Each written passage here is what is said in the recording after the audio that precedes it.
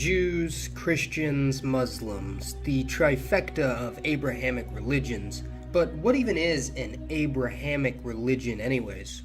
Why are these three religions, arguably some of the most famous on the planet, having such an astronomical impact on the human species in the past 2 millennia and spreading to every corner of the globe?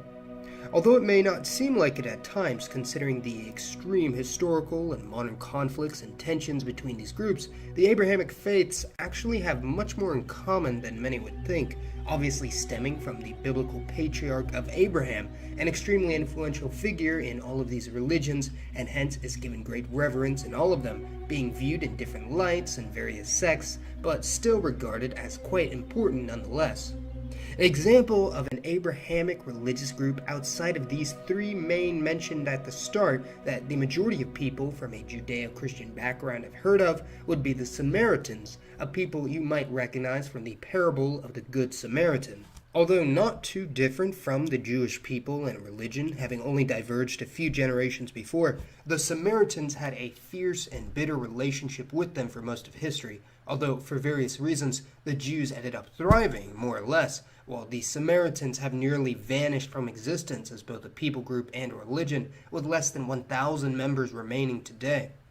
There are many other religions belonging to the Abrahamic branch that most people have never heard of, many of which have actually been lost to history as their members were either wiped out or converted, but there are some that have survived the ages, with one in particular expanding to become what has been described as the world's second most geographically dispersed religion after Christianity, having members in every single country on earth, with the exception of the Vatican and North Korea. Where did this religion start? Why is it so geographically spread? And just how has it grown so far and so fast in a relatively short period of time, already becoming the world's fourth or fifth largest Abrahamic religion, depending on whether you consider Mormonism to be part of Christianity or not. The Baha'i faith, like most of the other Abrahamic religions, has its origins in the Middle East, although it was established far after Christianity and Islam spread through this region, with one of the most important theological, philosophical predecessors being Babism, a movement founded in 1844 by Ali Muhammad Shirazi, later known simply as the Bab, a Persian merchant who originally began his movement as an interpretation of Shia Islam, yet as the movement's central figure, or prophet, soon stylized his own religious movement that began to pick up steam in Persia.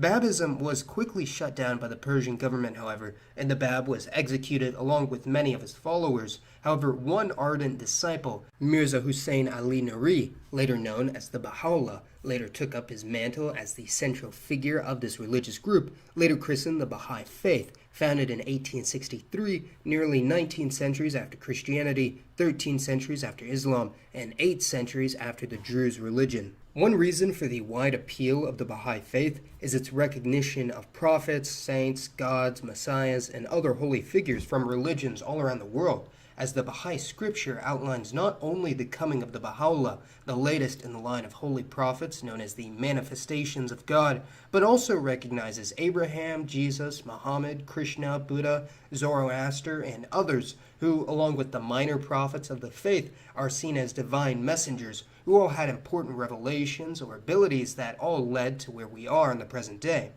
However, despite all this, the Baha'is still only believe in one almighty deity or creator, which they describe as, well, indescribable, mysterious, yet omniscient and benevolent, only interacting with humanity at select times in this plane of existence. During this period directly after the Baha'u'llah's exile and the new crackdown on the Baha'i religion, many of the Baha'u'llah's followers and others that had converted fled the country of Persia as well, and they were the base for some of the earliest Baha'i communities by proselytizing mostly in Asia and Africa, but also even visiting as far as the South Pacific and the Americas. New converts very quickly began to outnumber those from Iran, and due to coming from such a diverse background from nearly every race and religion on the planet, there wasn't really a core identity of the Baha'i followers in the same way that there is in other religions. As with most other religious groups, there's a strong link between one's ethnic and religious identities and communities. One common factor among most Baha'i communities in various countries is that they tend to attract converts from ethnic minorities or those from lower on the socioeconomic scale, but not always, obviously, as there are Baha'is of all backgrounds, although in most regions the Baha'i communities are so novel that there have yet to been any conclusive surveys or studies among them, as there are for Christians, Jews, Muslims, Buddhists, or Hindus. Baha'is are recorded as being the fastest growing religious minority in several countries around the world, although currently numerically small, and there's no evidence of a particularly high birth rate among Baha'is, which leads to the conclusion that their growth in most countries is predominantly due to conversion into the religion. Now, you might be wondering if the Baha'i faith currently has any sort of central figure or leader in the present day, similar to how Catholics have the Pope or Tibetan Buddhists have the Dalai Lama, and the answer is a bit more confusing than one would expect, as they technically should, but they don't. The Baha'u'llah appointed a successor before his passing in 1892, his eldest son, Abbas Abdul Baha, the first of the Guardians of the Faith, a title designated exclusively for male descendants of the Baha'u'llah, and this position was eventually passed on to Shaghi Effendi, born in 1897, grandson of Abdul Baha and great-grandson of the Baha'u'llah, although Effendi actually never had any children, which is why the line was broken and a new successor was never appointed.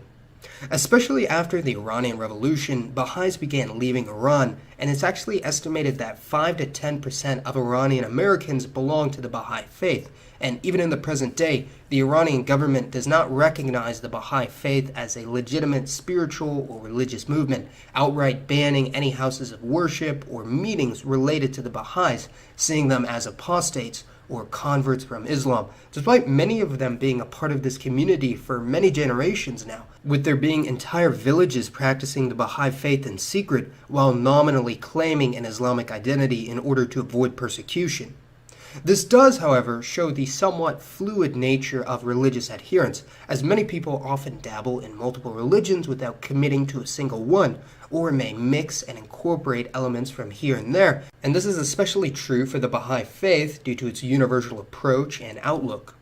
Interfaith marriages are also a major source of conversion into the faith, as there have been many cases of marriage between two people of different religious backgrounds, either frequenting a Baha'i house of worship as a compromise between them, or full-on converting and leaving their old religions behind. This is one of the reasons that Baha'is are almost always undercounted in official censuses, but this is also due to a variety of factors, and I personally estimate that there are around 8 million active members of the Baha'i faith worldwide as of 2019, about 0.1% of the global population, which may not sound like a lot, but this varies considerably by region, and compare this to Judaism, which has only around 16 million members worldwide, 0.2% of the population, yet they have been extremely influential throughout world history.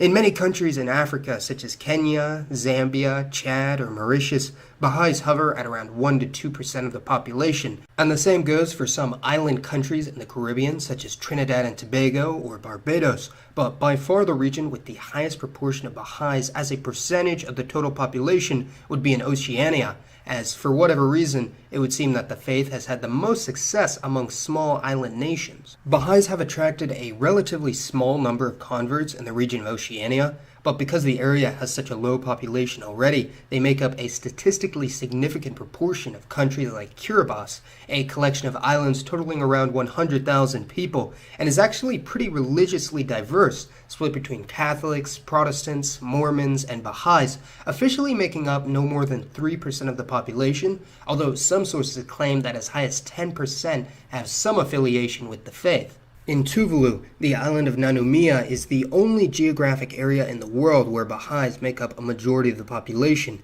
albeit only with around 600 people. In the United States, Baha'i converts mostly came from the Native American and Black communities, especially in South Carolina, where in some counties nearly 20% of the Black population are adherents of the faith, although in recent years Baha'is have come from virtually all ethnic groups in the country, with many gaining quite some prominence in the media. The largest number of Baha'is are currently in Asia, with an estimated 2 million in South Asia, mostly in India, where the religion has seen an explosion among some lower caste Hindus in major cities, while the next largest number are in Africa, with another 2 million, followed by other areas of Asia, the Middle East, Latin America, and North America, while the area with the lowest number of Baha'is, both in terms of percentage and numbers, would be in Europe, with only 100,000 adherents out of a population of 700 million. But overall, this is still an incredibly diversified population, with no one country or people group being the face of the Baha'i religion. Now, you might think that this flies in the face of my earlier video where I discussed the deep cultural and yes, even genetic links that generally exist between people of the same religion, and due to the fact that the bulk of the Baha'i community is made out of converts from wildly different backgrounds from all over the world, it would seem that there would be little to no genetic correlation between them in the same way that Muslims, Christians, Hindus, or especially Jews in a country have varying degrees of genetic homogeneity. However, given enough time and enough endogamous intermixing between Baha'is in any given community, they would eventually start to act and display much in the same manner as other older faiths around the world. So the Baha'i faith certainly stands out from all of the religions of the world and has one of the most interesting philosophies of any theology that perhaps we could all find useful in certain circumstances. Oh, and in case you're curious, the largest and most influential Baha'i holiday is a festival known as Ridvan, celebrating the revelations of the Baha'u'llah, which takes place on the 20th of April every year. That's right, folks, 420. So please let me know your thoughts on the Baha'i faith, its history, and the modern people we see all around the world today. And for today's poll, let me know which other smaller Abrahamic religious group you'd like to hear about. And as always, thanks for watching, everyone. This has been Mason, and I'll see you next time.